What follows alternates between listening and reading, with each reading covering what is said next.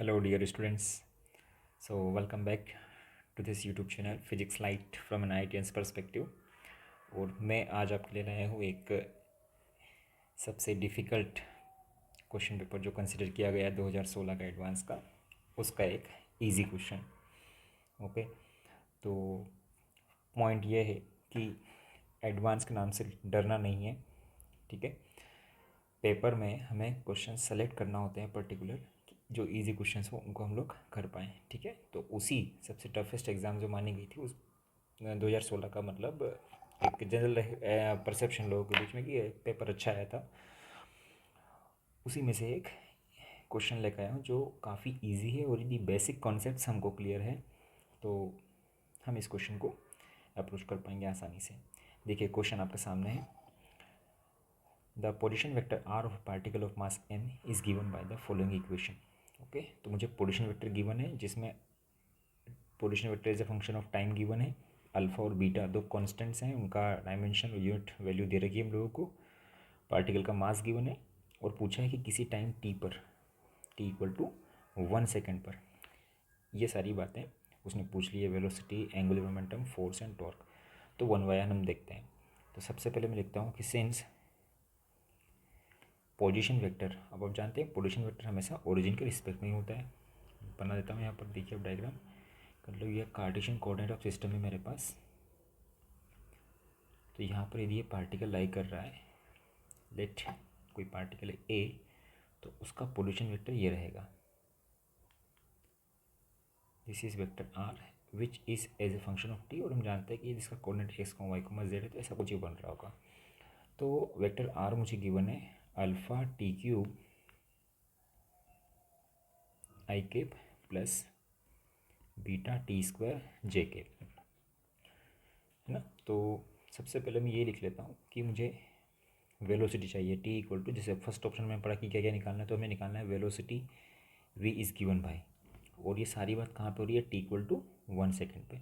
तो सबसे पहले मैं जनरल वेलोसिटी वेक्टर निकालता हूँ। यदि ऐसा है तो बताओ जनरल वेलोसिटी वेक्टर क्या बनेगा। इसका डिफ्रेंशिएशन ये होता है D R by D T, ठीक है।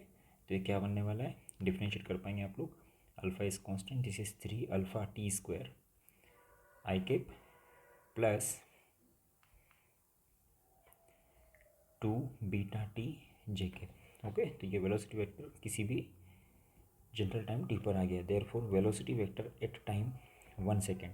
तो हमसे जो पूछा टी इक्वल टू 1 सेकेंड पे जो पूछा है, मैं टी इक्वल टू 1 यदि इसमें पुट करता हूँ तो आप चेक कर पाएंगे, ये बन रहा है 3 alpha I cap plus 2 beta J cap. और अल्फ़ा और बीटा की यदि वैल्यू पुट करता हूँ मैं, अल्फ़ा इज़ 10/3, तो ये बन जाएगा 10 आई केप, और बीटा इज़ 5, तो 5 2 ज़ार 10 जे केप। चेक किए, ऑप्शन 1 हमें मिला है, दिस इज़ करेक्ट। नेक्स्ट इसमें पूछा है ऑप्शन बी में, angular momentum L with respect to origin is given by this.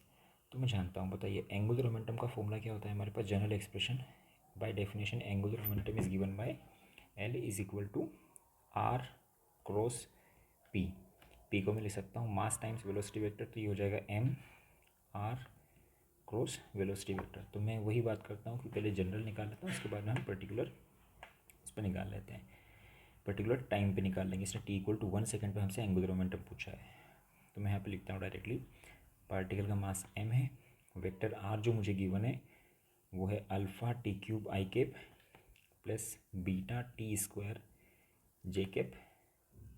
इसको क्रॉस करना है, हम लोग क्रॉस प्रोडक्ट करना है, cross velocity vector. Velocity vector जो हमने निकाला था जनरल वेलोसिटी वेक्टर, ये रहा, वही 3 alpha T square I cap plus 2 beta T J cap, ठीक है। अब हम डायरेक्टली यदि मैं लिखूँ तो बताइए एंगुलर मोमेंटम कितना हो रहा है, तो मास टाइम्स अल्फ़ा टी क्यूब। अब क्रॉस प्रोडक्ट करना अपने को आना चाहिए, इसका क्रॉस प्रोडक्ट फिर हम इसके साथ करेंगे, तो बताइए कितना बन रहा है, ये बन रहा है 3 alpha square T raise to the power 5। वैसे देखा जाए तो सॉरी, आई केप और आई केप का इसके साथ क्रॉस प्रोडक्ट तो जीरो हो जाएगा, फिर इसका इसके साथ क्रॉस प्रोडक्ट कुछ बनने वाला है, आई क्रॉस आई तो जीरो हो जाने वाला है, तो ये बनेगा अपना 2 alpha beta T raise to the power 4, और आई क्रॉस जे बनने वाला है। आई थिंक डायरेक्टली लिखूँ आई क्रॉस जे, तो ये बन जाएगा के केप, ठीक है। फिर नेक्स्ट अब देखना है फिर इस टर्म का हम दोनों के साथ क्रॉस प्रोडक्ट कर दिया, अब इसका इसके साथ और इसका प्रोडक्ट इसका साथ, तो बताइए कितना आएगा ये, तो बीटा टी स्क्वायर, ये जे क्रॉस आई और जे क्रॉस जे तो जीरो बनने वाला है, तो ये बन जाएगा अपना 3 alpha beta plus 3 alpha beta T raise to the power 4 और J cross I is minus K. Okay, इस पूरे को मैं टी इक्वल टू 1 पे देखता हूँ, तो वैल्यूज़ पुट करके हम चेक कर लेते हैं आगे। मास इज 0.1 और दोनों के कैप में है, ऐड हो जाएंगे, 2 alpha beta T square 3 alpha beta T square, लेकिन ये माइनस का है तो 2 - 3 हो जाएगा -1, तो this is just minus alpha beta, और अल्फ़ा बीटा का वैल्यू हम रख देते हैं यहाँ पर 10/3 इंटू 5, ये के कैप बनने वाला है। तो डायरेक्टली देखिए कितना बन रहा है, ये पॉइंट हटाऊंगा तो 10 कट जाएगा, तो ये बन रहा है -5/3 के कैप। ओके, और यूनिट्स एज इट इज़ आने वाली है, तो that is also correct option. Next इसने पूछा है force F is given bye, तो बताइए फोर्स का जनरल फॉर्मूला क्या होना चाहिए, मास टाइम्स एक्सेलरेशन, है ना, और एक्सेलरेशन हम निकाल सकते हैं bye double differentiation of position vector, मतलब डिफरेंशिएशन ऑफ वेलोसिटी वेक्टर। तो और करके मैं इसको ऐसा भी लिख सकता हूँ, dv/dt का एक और dv/dt लिख दिया जाए, वेलोसिटी का एक और बार डिफरेंशिएशन कर दिया जाए, तो बताइए मास कितना हो गया 0.1 और वेलोसिटी वेक्टर का डिफरेंशिएशन। अब ये जो लिखा है इसका मुझे डिफरेंशिएशन कर देना है, तो देखो कितना बन जाएगा, directly with respect to time करेंगे तो ये हो जाएगा 6 alpha T I cap plus 2 beta J cap.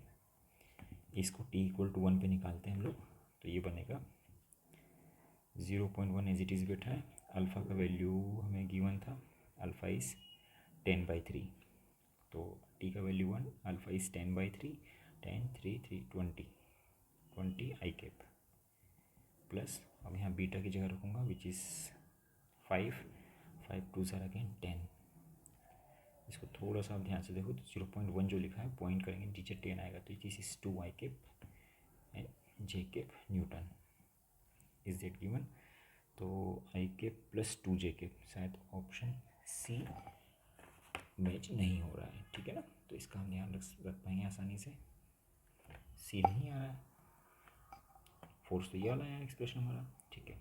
Last हमको निकालना है torque tau with respect to origin is given bye.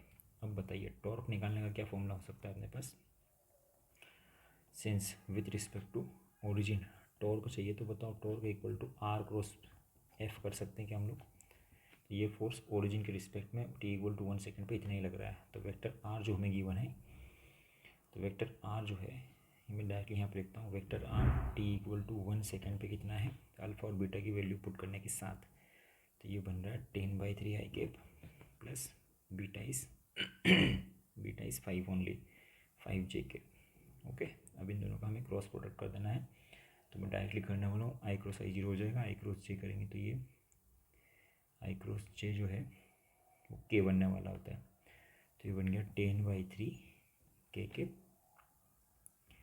Plus next 5 2 ज़ार 10, और ये बन गया जे क्रॉस आई इज़ माइनस के। आई थिंक ये बात आप लोग क्लियर होगी कि आई क्रॉस जे और जे क्रॉस आई करने पर कैसे क्या चीज़ें मिलती हैं हम लोगों को, तो this is 10 - 30/3 K cap, you can check it is -20/3 K cap newton metre, तो fourth option is also matching, तो इसके आंसर हो गए A B and D. Okay, so this is done.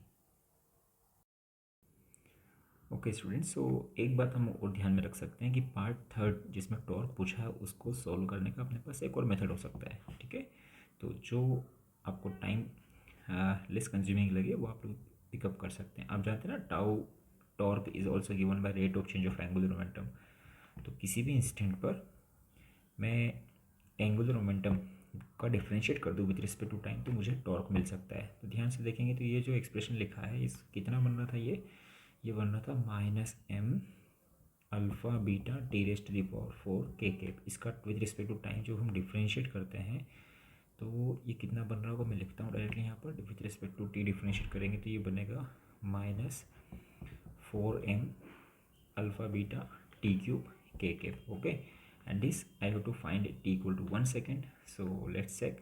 मास भी गिवन है, that is 0.1. अल्फ़ा बीटा का value कुछ given था.